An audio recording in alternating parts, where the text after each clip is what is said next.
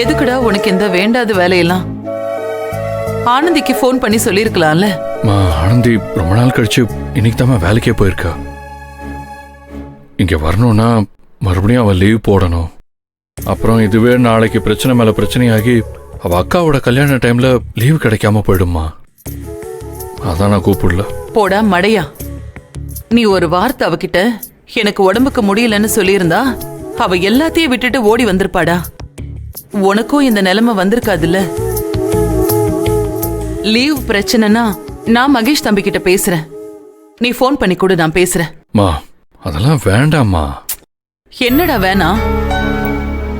உன்னை இந்த நிலைமையில பாக்க உயிரே போகுதுடா. முடியாத நேரத்துல ஒருத்தருக்கு ஒருத்தர் உதவியா இருக்கிறதுக்கு பேரு தான் உறவு. நீ மகேஷ் தம்பிக்கு போன் போட்டு கொடு, நான் பேசுறேன். அம்மா பிரச்சனை என்னன்னே புரிஞ்சுக்காம ஆனந்திய வர வைக்கிறதுலே குறியா இருக்காங்க. என்கிட்ட சொன்ன மாதிரியே ஒருவேளை அம்மா கிட்டையும் சொல்லிட்டா தாங்கவே மாட்டாங்களே.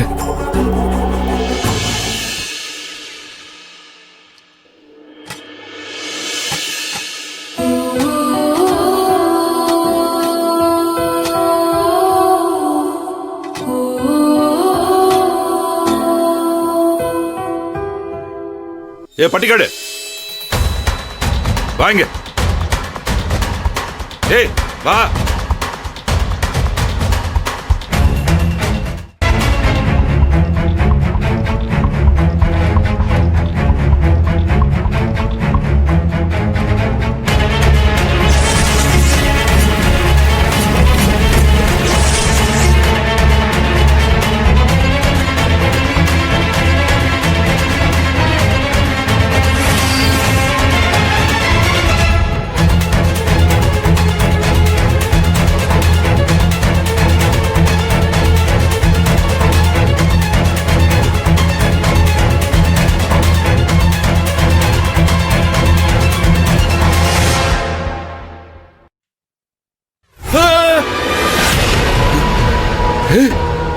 என்ன பண்ற?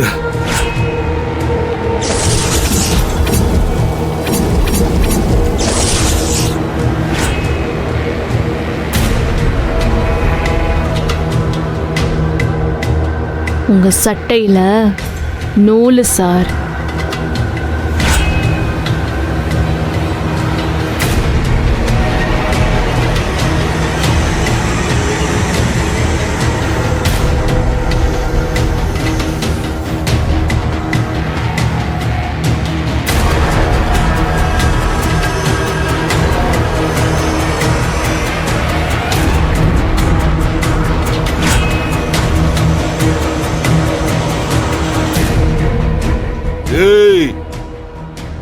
கழுத்தை நெரிக்கிற மாதிரி வந்துட்டு நூலை எடுக்கிறேன்னு சொல்றியா?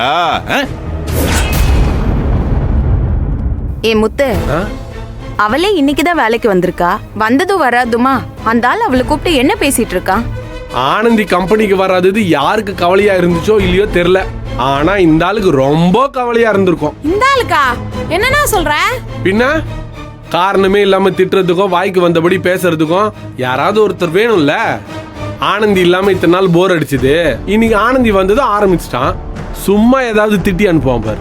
ஆமா, அந்த மறதி கேஸ கூட்டிட்டு போயிட்டு ஹாஸ்டல்ல உன் கூட தங்க வச்சுக்கிட்டியாமே.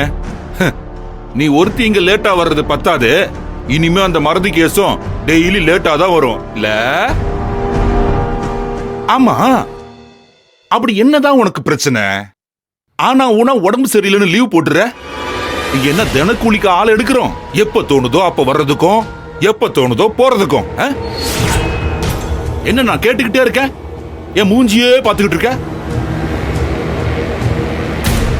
என் மூஞ்சியில என்ன தெரியுது? ஒன்னும் தெரியல சார். அப்புறம் எதுக்கு குறுகுறுன்னு பாத்துக்கிட்டு இருக்க? ஏதோ நீ வராதனால இங்க வேலையே நடக்கிறது இல்லைன்னு உன்னை கூட்டு வச்சு நான் பேசிக்கிட்டு இருக்கேன்னு நினைக்காத. நீ இங்க இல்லனா அந்த அன்பு பைய வேலையே பண்ண மாட்டான், பாதியிலே விட்டுட்டு ஓடிடுவான். அந்த வீணா போனவனால பாதி வேலை நிக்குது. அதனாலதான் உன்னை கூப்பிட்டு பேசிக்கிட்டு இருக்கேன். ஒழுங்கா வேலைக்கு வா. என்னடா நம்மள வேலைக்கு வர சொல்றானேன்னு அப்படியே பெருமையா நினைச்சிக்காத. சரி சரி, போய் வேலையை பாருங்க. இத்தனை நாளா நீ இங்க வரல, பாதி வேலையாவது நடந்துச்சு. இன்னைக்கு நீ வந்துட்டல்ல, சுத்தம் ஒண்ணுமே நடக்காது.